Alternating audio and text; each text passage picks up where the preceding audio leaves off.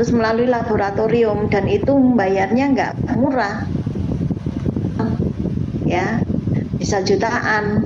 Nah, kamu tetap mau seperti itu, coba aja. Jadi kamu fokuskan aja pada pengujian organoleptiknya, pengujian pada organoleptiknya aja ya, karena kalau pengujian indeks glikemik itu harus dilakukan di laboratorium dan kampus kita juga tidak punya alatnya itu ya. Nah itu ya, jadi menurut Ibu dibuat fokus aja pada pengujian organoleptik ya, otomatis nanti judulnya kamu hanya klik aja karakteristik organoleptik brownies. Ini browniesnya brownies apa? Brownies ini Faji, Bu. Kukus atau panggang? Panggang. Panggang. Jadi kamu tulis karakteristik organoleptik brownies panggang berbasis tepung mokaf dan tepung terigu. Tidak apa-apa ya, perbandingan indeks glikemiknya, dan ini kamu coret aja. Baik, Bu. Jadi nggak perlu ke situ, otomatis nanti rumusan masalahnya kamu berubah ya, latar belakangnya juga kamu berubah semua ya. Jadi kamu nggak perlu menampilkan indeks glikemik itu apa ya, yang kamu tampilkan adalah misalkan latar belakangnya ya. Baik, Bu. Itu apa sih yang di latar belakang pertama itu adalah kan gambaran umum tentang masalah yang kamu hadapi, yang akan kamu teliti ya. Terus yang kedua adalah kalau bisa kalau ada ini sesuai dengan penelitian sebelumnya boleh kamu tampilkan di paragraf kedua. Terus paragraf yang ketiga itu solusi apa yang kamu tawarkan. Nanti langsung dari situ kamu tutup dengan judul penelitiannya, kamu copy paste di akhirnya. Itu ya. Untuk latar belakangnya juga otomatis kamu akan berubah. Ya. Terus untuk rumusan masalahnya juga otomatis berubah ya.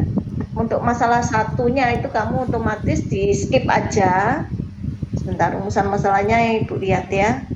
Baik, Bu. Bagaimana perbandingan indeks. Nah, ini kamu buang aja ya. Jadi rumusan kedua bagaimana karakteristik. Oke, ini benar.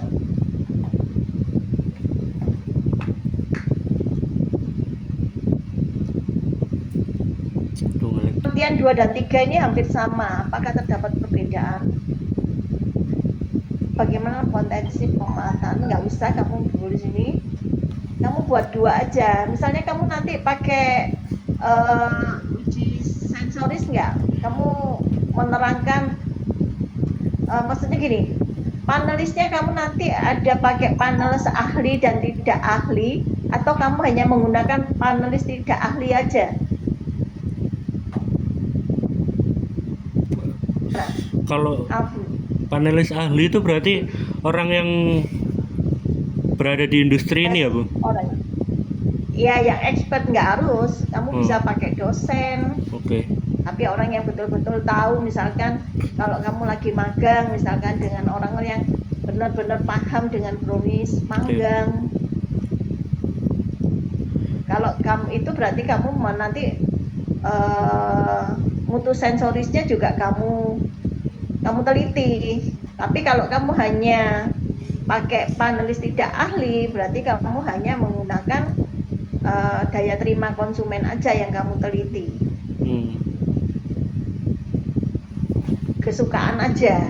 Jadi kamu nggak meneliti tentang mutunya, tapi cuma menilai suka atau nggak suka gitu aja. Baik, Bu.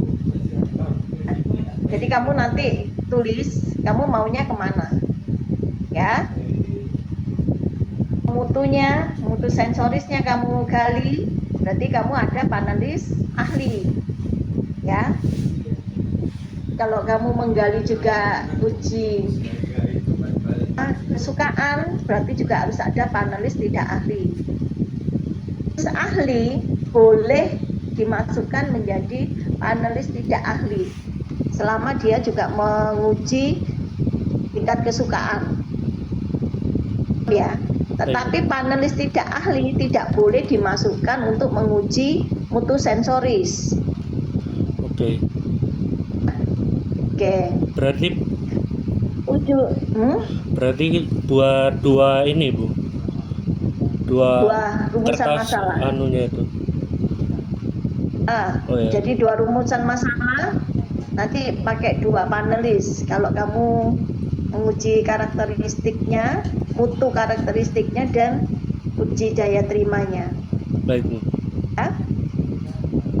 Penelitian ini kamu jawab tepung terigu, bukan itu. Tujuan penelitian itu menjawab rumusan masalahnya. Ya. Rumusan masalahnya apa? Misalkan tadi tinggal copy paste dari rumusan tujuan penelitian itu, cuman dari kalimat kata tanya misalkan apa atau bagaimana itu kamu ganti dengan untuk menjelaskan, untuk mengetahui dan menjelaskan, langsung copy dari rumusan masalah. Itu adalah tujuan penelitiannya, ya, bukan penjelasan tentang tepung terigu. Ini nanti masuk di kajian teori, ya. Glikemik ini nggak usah, ya. Uji organoleptik itu nanti masuk di bab 2, tapi juga masih kurang banyak, ya. Penelitian manfaat praktis, manfaat teoritis dan manfaat praktis. Manfaat teoritisnya apa? Manfaat praktisnya itu misalkan untuk kamu peneliti, kemudian untuk akademisi, untuk masyarakat. Nah, itu adalah manfaat praktisnya. Itu kamu terangkan, ya. Manfaat ekonomi dan pangan lokal ini nggak perlu. Kajian teorinya nanti, ya, ditambah banyak sekali, ya, yang masih kurang, ya. Kajian teorinya tentang kronis, karakteristiknya gimana, ya, nilai gizinya, mutunya, ya. Iya. Terus bahan-bahan yang digunakan, terus cara pembuatannya. Tepung mokaf ini juga, ya, tepung mokaf itu pengertiannya apa, syarat mutunya, nilai gizinya seperti apa, itu kamu jelaskan, ya. Tepung terigu juga, ya, nanti harus ada tampilan gambar-gambarnya juga, ya. Baik Bu. Kalau misalkan kamu lagi eksperimen, itu semua langkah-langkahnya harus ada fotonya, harus ada gambarnya, ya. Kemik sini nanti dibuang aja. Penelitian terdahulu juga salah, ya, nanti kamu ke Pak Lutfi, ya. Cuma nanti judulnya kamu sesuaikan, ya. Jadi ini kalau ada indeks glikemik ini berarti kamu rubah, cari yang judulnya sama, ya, dengan yang kamu sedang teliti, ya. Baik Bu. Terus, ya, ini selanjutnya sudah banyak yang kosong, ini banyak yang masih kurang. Iya. Nanti kamu lihat, ya, harus sesuai ini apa aja, ya, sesuai yang sudah ditentukan dari kampus, ya, kan ada metode penelitiannya, ada populasi sampel, ini kamu belum buat, ya, jadi masih banyak yang kurang, ya. Iya. Oke. Alif, nanti kalau kamu bingung bisa datang ke kampus, ya, untuk bimbingan, untuk revisinya. Terus nanti kamu janjian dulu dengan ibu, ya, jangan ujuk-ujuk datang, gitu, ya. Kamu janjian dulu, ya, takutnya ibu nggak ada di tempat, gitu, ya.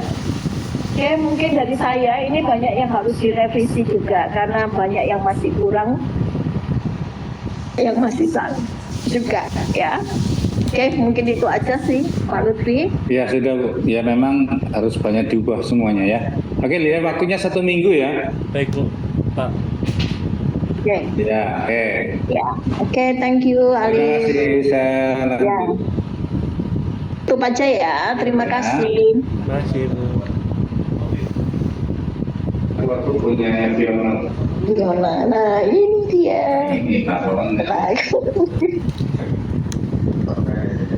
Astagfirullah.